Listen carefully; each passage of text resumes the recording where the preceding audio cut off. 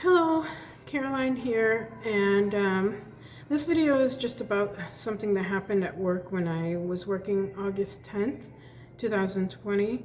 And it's basically for memory keeping sake, but it's not exactly a pleasant memory or an exciting memory. I just wanted to keep it as a memory because I recorded a few clips of the news that night.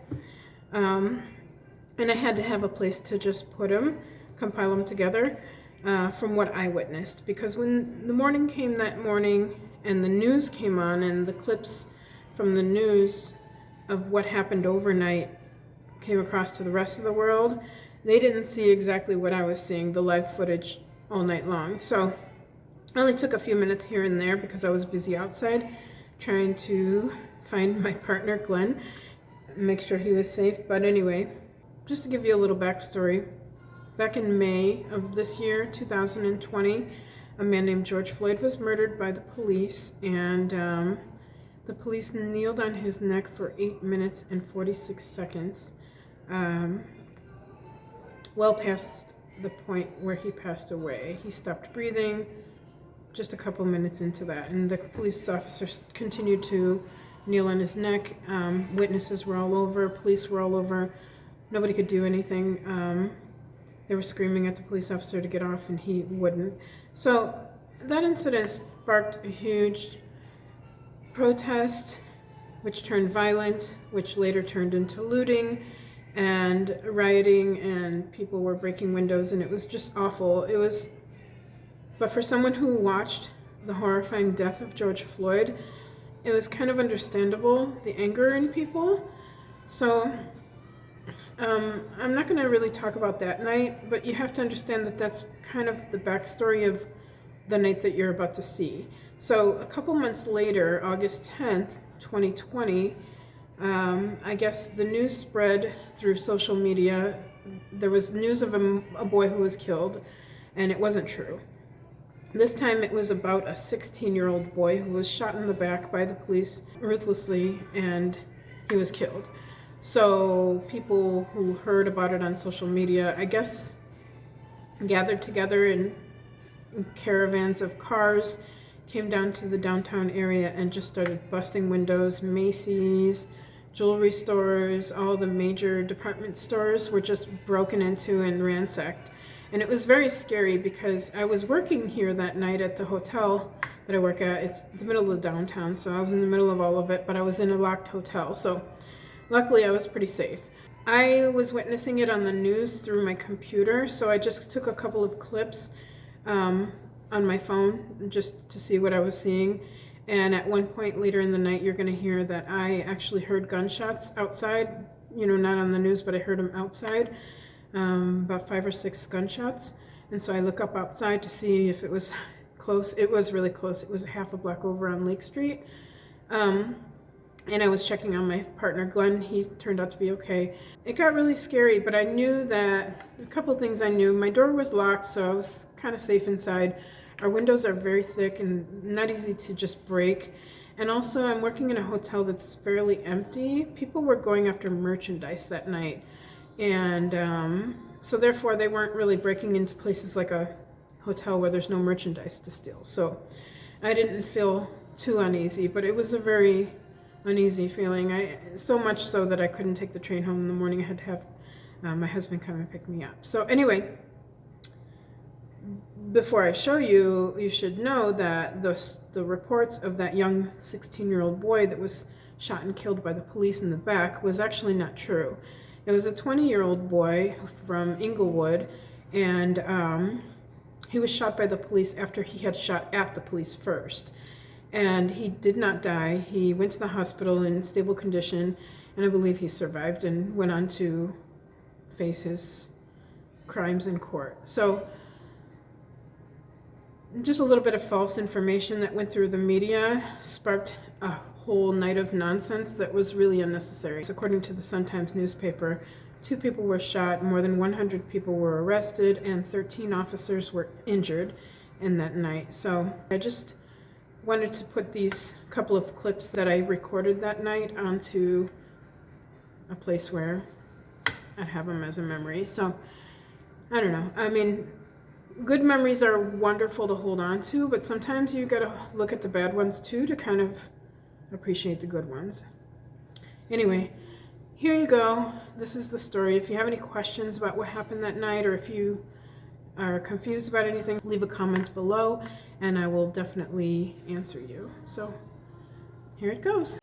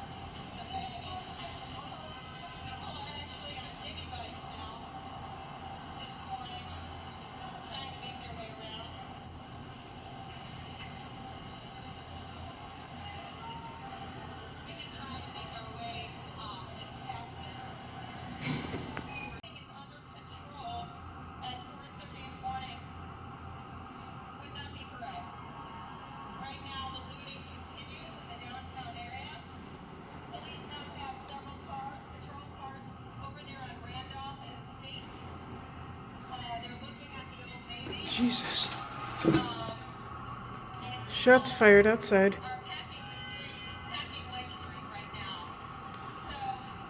I'm gonna go check on Glenn.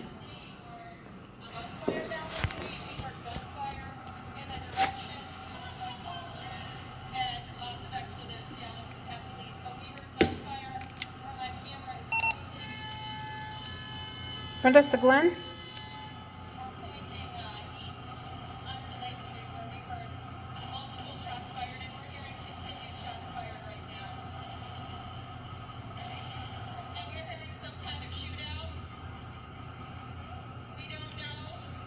Hey Glenn, are you all right?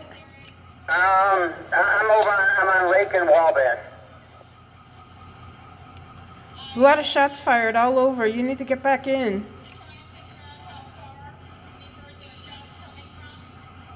Broke into everything over here. I know, I'm seeing it on the news.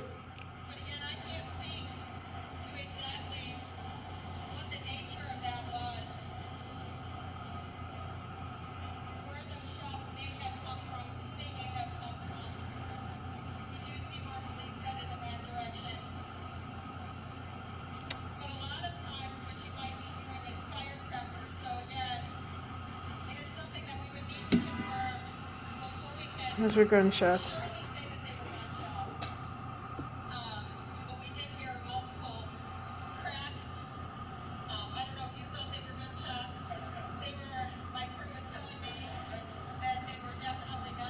Mm-hmm.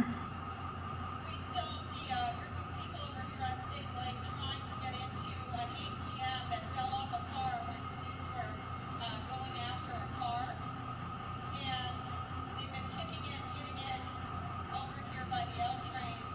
And no one so far has been able to quite get into it. So they are now pushing it down the street. Jesus.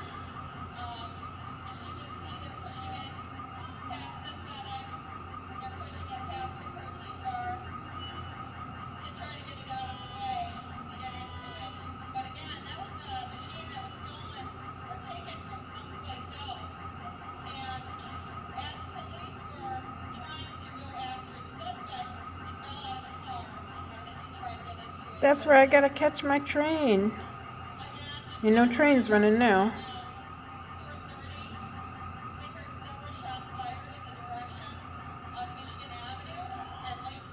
Jesus.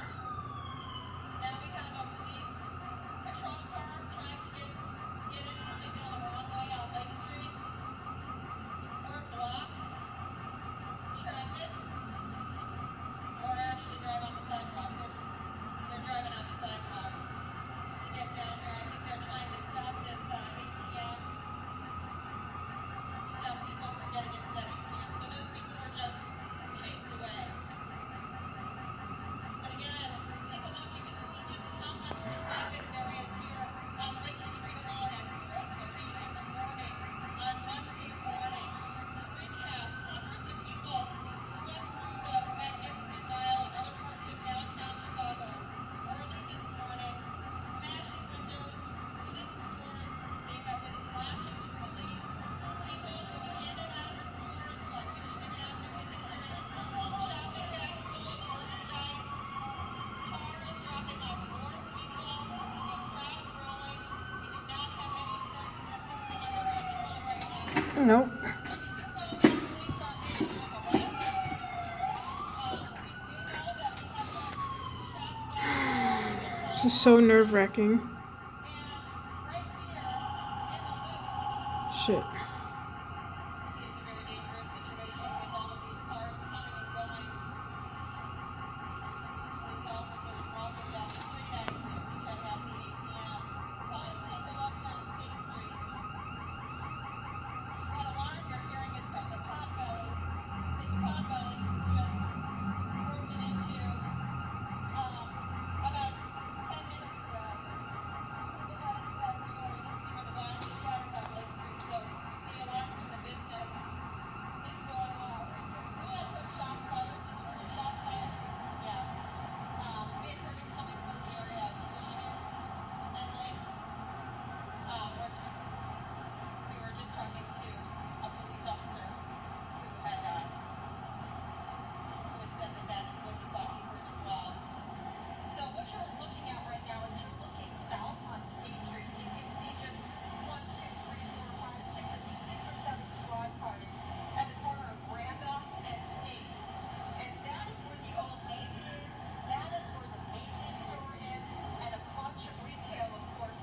Caroline, is everything okay in front? Dangerously close to some of the looting that was taking place there. We saw crowds of people breaking into the Old Navy on the corner there at Randolph and State Street, coming out with armloads of clothing that you see here and loading them into waiting vehicles. The way this is executed is a line of cars pull up to any particular area, perhaps coordinated ahead of time. People break into the store, they come out with armloads of merchandise, and they leave as quickly as they arrived. It happens very quick, it's chaotic, it happens quickly, and police, even when they're in the area, are largely unable to... People pulling up in front of here, you ain't getting in unless you break the window. So quickly, this is Potbelly right here on the corner of Keep on going. And the thing that's almost striking is how cavalierly this is carried out. I mean, there are live cameras on the street watching and documenting cars, vehicles, faces, and it does not matter. You've got, at least in that video, dozens of people running into that Potbelly right there. It was the same situation that we saw just outside at the Old Navy, with people running in and grabbing everything that they could, stuffing the trunks of the cars, and then pulling off. At 4:20, 4:50, hang on and watch this live picture. Wow.